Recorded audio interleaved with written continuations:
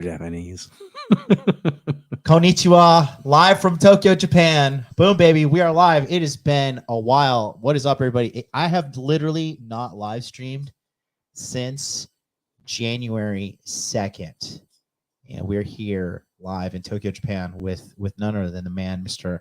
Ryan Dawson. We're going to get going right away. And listen, a portion of this episode is going to be on YouTube. Then we have to go to Rumble because it's me. It's Ryan, and you're gonna. If you know Ryan, if you know anything about him, listen. You're gonna. If you don't trust the United States government, stay tuned. Until then, we'll get going right here soon.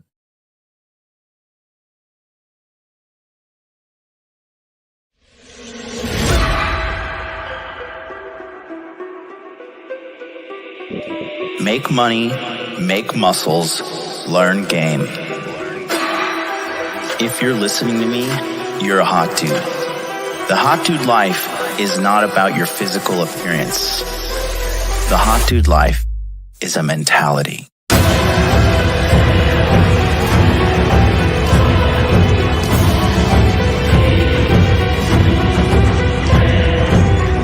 The Hot Dude Army is a global network, and the Hot Dude Army is everywhere.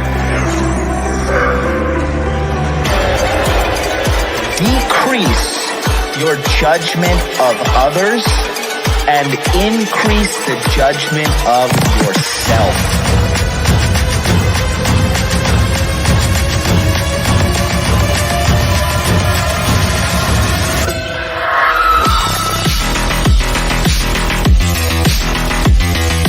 So you belong to the streets, huh? 100%.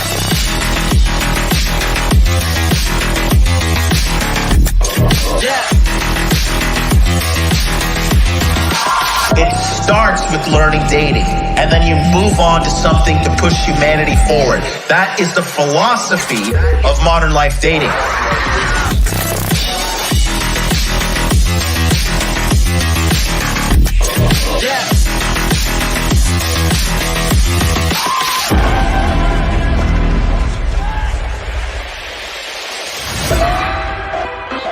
This is a textbook example of really good game.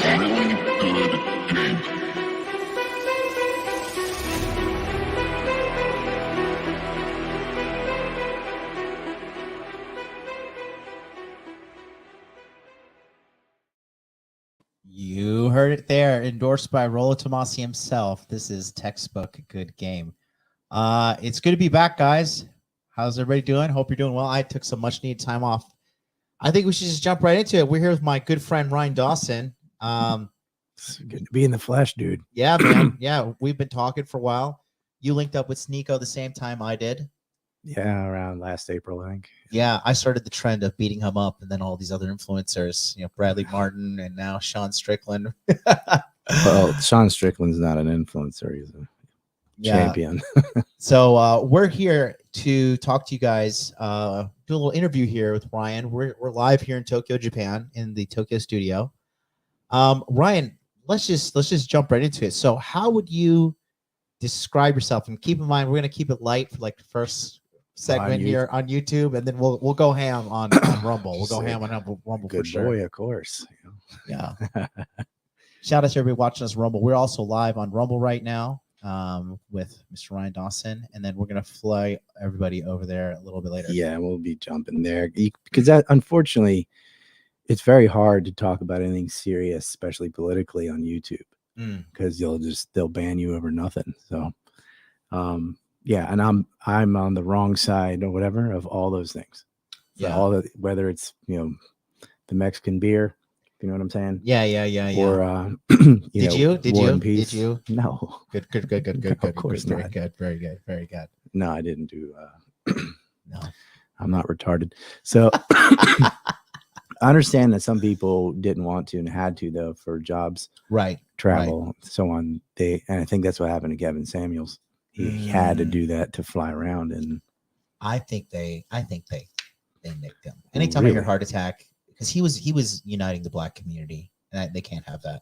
ooh, that's interesting. He was like a good, clean, well-spoken black man.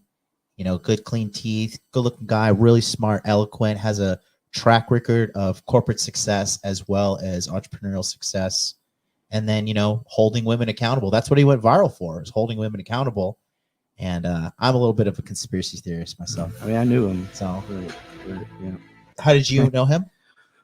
Mutual friends. I knew Tommy Sotomayor too, and well, I still know him, but like, I won't say the guy's person's name, but we'll just call him Mario.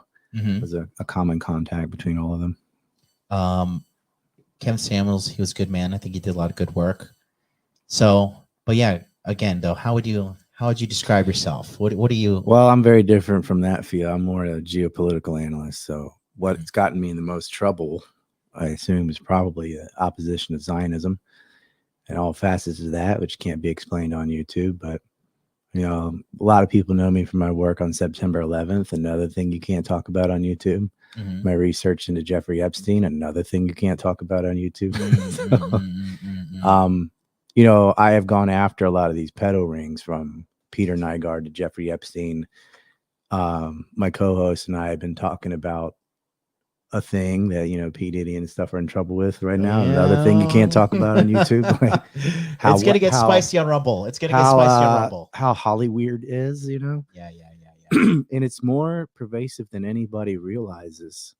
If you told people years ago, and I did, that there is billionaires that had conspired and bought an island, a private island for Kitty Finland, that seems like some movie type of made up crap, but that's exactly what was going down. I think a lot of people don't want to believe that can exist. I really think that's what it boils down to. People don't want to believe in organ trafficking from China or sex trafficking. They're horrible. Yeah. But they're real. Yeah. And they're very preventable.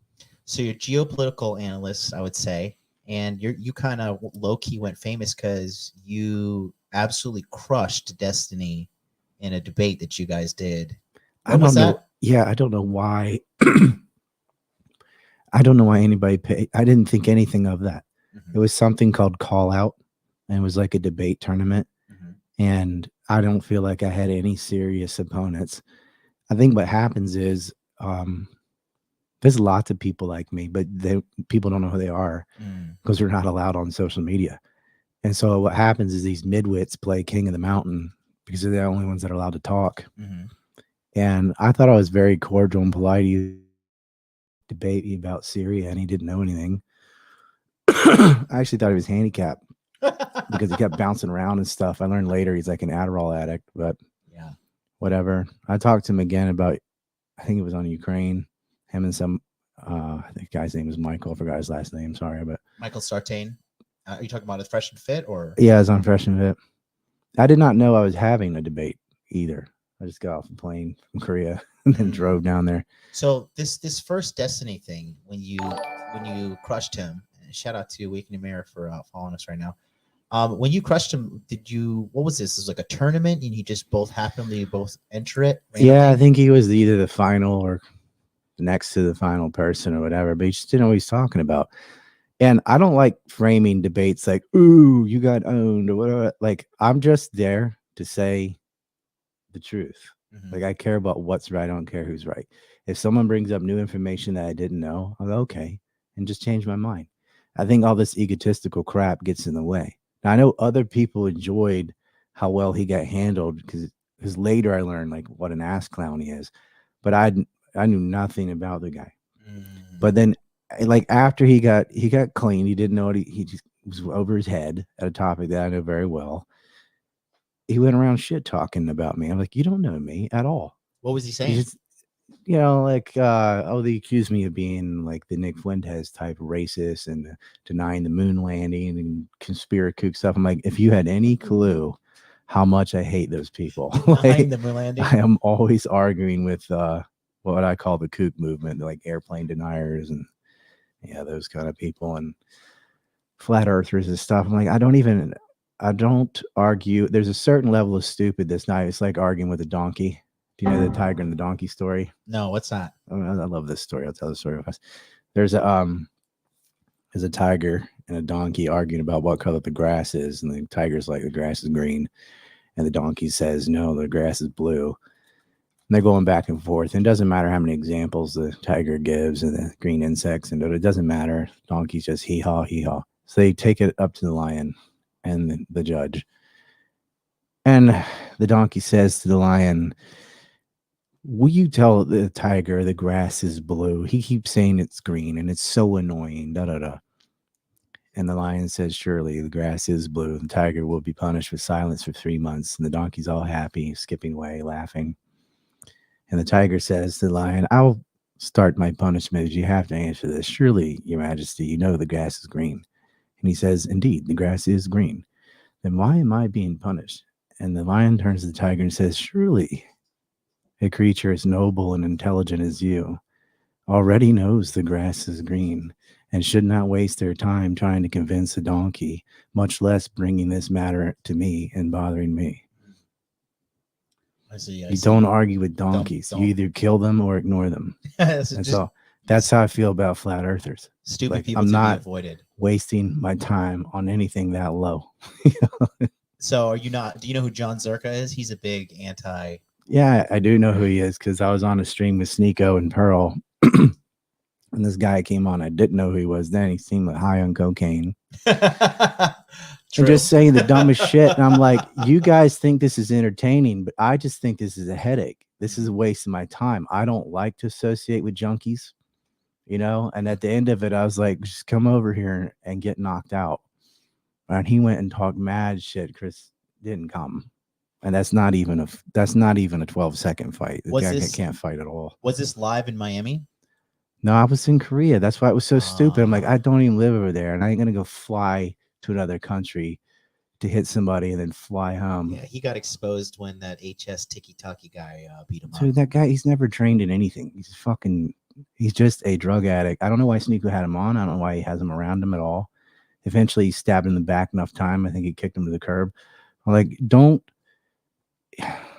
I don't like people who are clout chasers, and I don't like it. People just drum up drama for the sake of it. I say, yeah, you'll get some short-term, I guess, money from Rumble or whatever, but you're promoting filth and degeneracy. And I don't like that when people have on OnlyFans girls and then, but I'm telling them it's bad. I'm like, you know exactly what you're doing. You're putting them on a camera. You're letting all these people see them, and you're feeding them more simps. You want to kill OnlyFans? Give them no exposure at all. Or or put them in the dark and only let them talk. Yeah. So no one can see them. Nobody can simp for them. Yeah. Give me a second. My camera went out there. Oh, that's all right. We are rookie streaming here right now. It's been a while, but we can keep talking here. I'm just gonna fix the camera real quick. That's what happens when you. Yes. Last time you were live, I think Avitka was still part of Ukraine. Oh boy. So yeah, the geopolitics topic, I really kind of just stay out of it because for me, I don't really care. You know, it just doesn't affect my life. My bottom line, I just care more about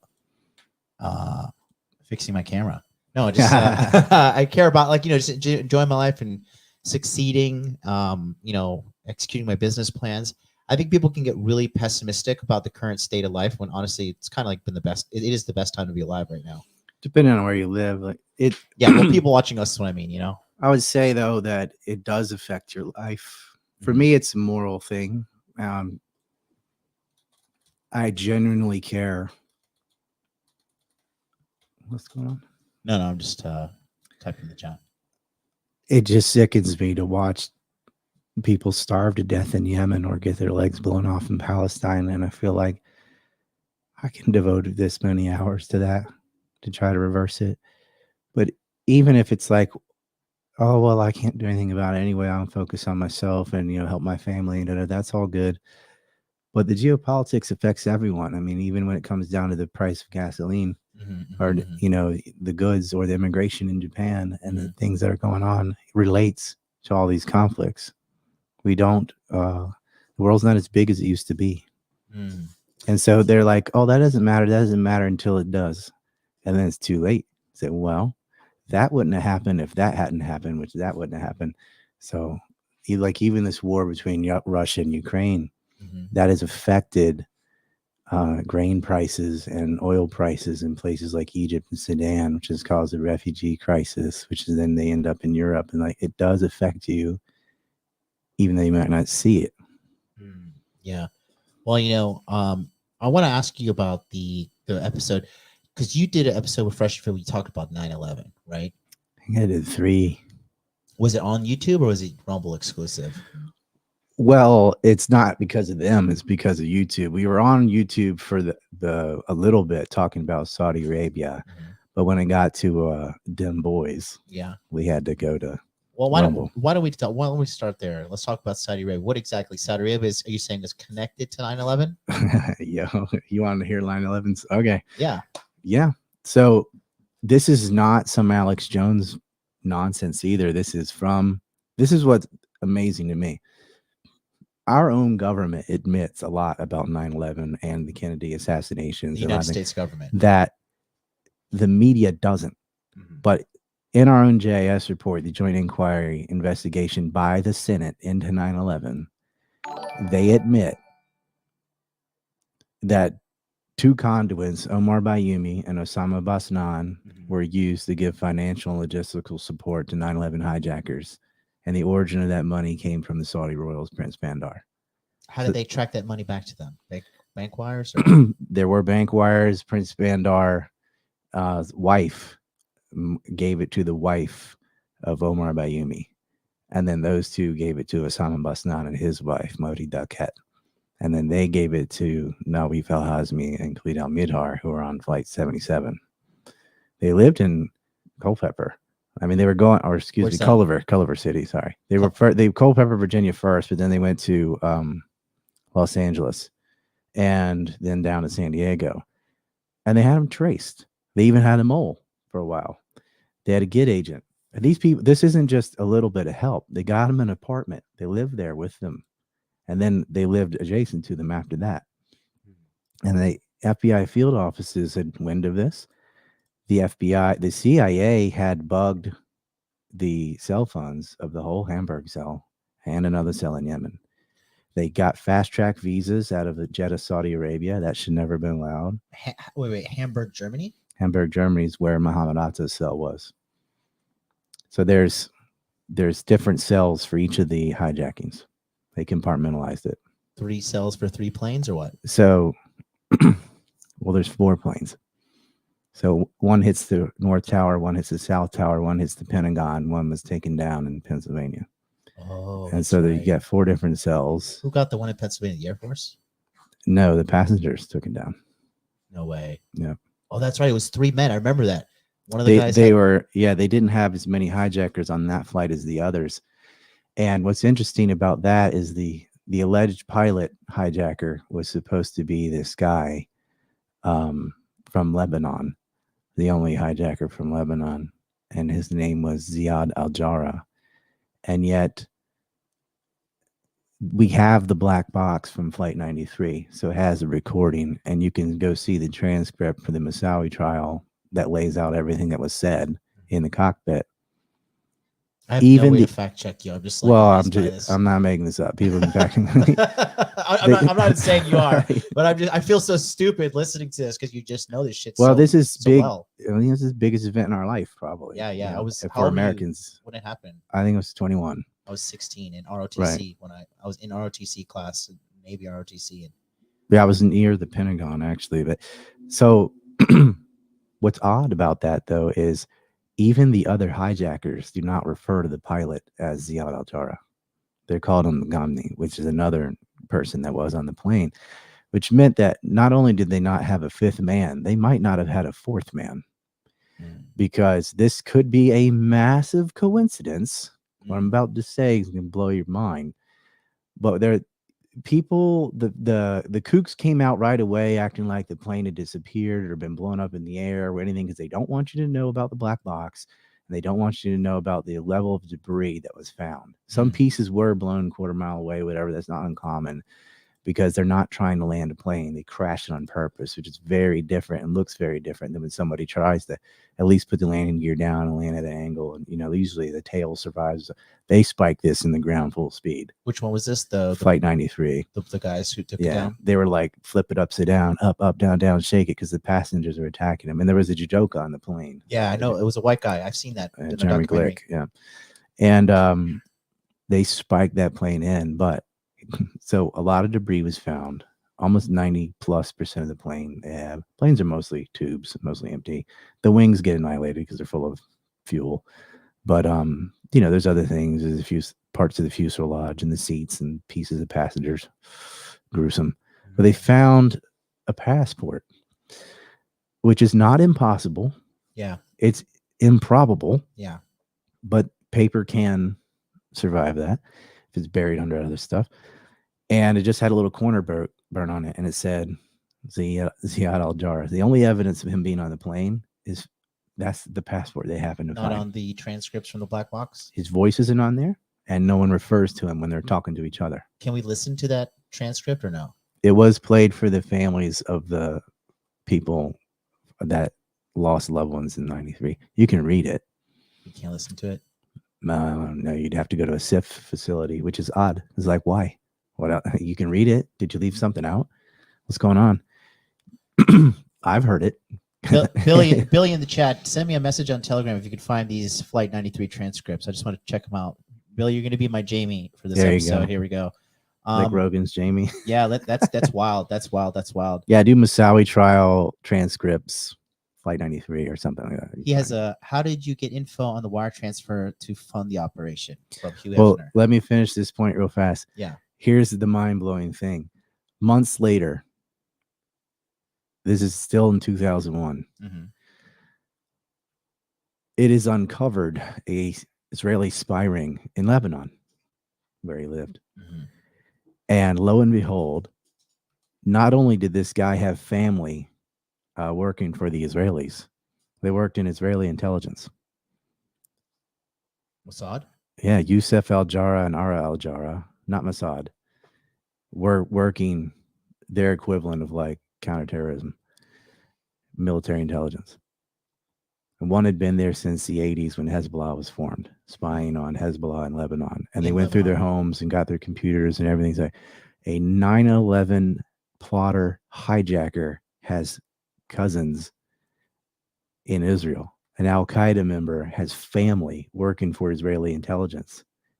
What a coincidence. And yet he may not have even been on that plane.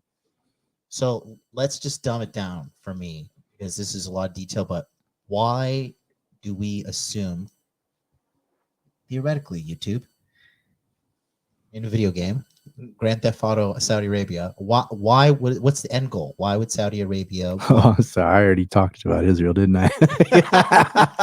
Now we can go back to Saudi. Excuse me. Well, let's, because I want to educate myself on this from you as well. So why would the Kingdom of Saudi Arabia want to do that? Well, both Dim Boys and Saudi. If you look at the first Gulf War, where did Saddam shoot Scud missiles? You remember the Patriot system commercial? We're going to intercept Scuds. He attacked the Saudis and the Israelis. Saudi Arabia and Israel have been joined at the hip since 1976. Really? So Israel had a war in 1973 called the Yom Kippur War. And as a result of America's support for Israel in that war, what's called the OPEC nations, which is kind of a cartel of Middle Eastern states, decided to withhold oil. And there were huge gas lines in the 70s because of this. And the state with the largest oil reserves, especially crude oil, the most useful type. Alaska and Texas? No? It's Saudi Arabia. Oh, the state, yeah. Sorry. And said the country, I should say, state sometimes mean country, were and still is the Saudis. And so America wanted to break up this cartel. And they said, we're going to send in Bechtel and Kellogg Brown and Root and all these things into Saudi Arabia and modernize it. They built their sewage system. All these things all this American tech and know-how and infrastructure go pouring in with American companies, of course. Deeply tied to the Bush family. And you have to understand, Bush Sr. was the former director of the CIA before he became vice president and then president. Was he? I did not know that. He was the director of the CIA? He was the DCI, yes. And what does DCI mean? Just the director of intelligence. Oh, okay. And he had Porter Goss's position or William Burns. No way. Yeah. Or George Bush Sr., Mr. 4 years. Well, he didn't satisfy them boys, so they had him out. But Uh-oh. very close with the Saudis. Of course, Prince Bandar. Prince Bandar's nickname is Bandar Bush. That's how close he was with the Bushes. And they made this thing called the Safari Club, which is this clique. I just think, guys, I think you want us to go to Rumble right now. Let's just You fuck know, this shit. this is not safe. Yeah, let's just go. Okay, I'm dropping the link right now, boys. We're going to Rumble. We're cutting this off. We'll put we're gonna put this in the description box below for you guys who are watching on the replay. Leave a comment, leave a subscription if you're watching on the replay, but definitely comment. We want to see if you like this content or you're like, what's going on, MLD? You're a fucking maniac. We haven't seen you in 2 months, and now you got this kind of content here. But by the way, you didn't even tell me what we were talking about today, and I don't have any notes or anything, right? It's just coming out of my head. I'm gonna ambush you. I'm gonna get You can ask me whatever about 9/11. I got it. But okay, here we're gonna kill the YouTube now, boys. So here we go. Kill the stream.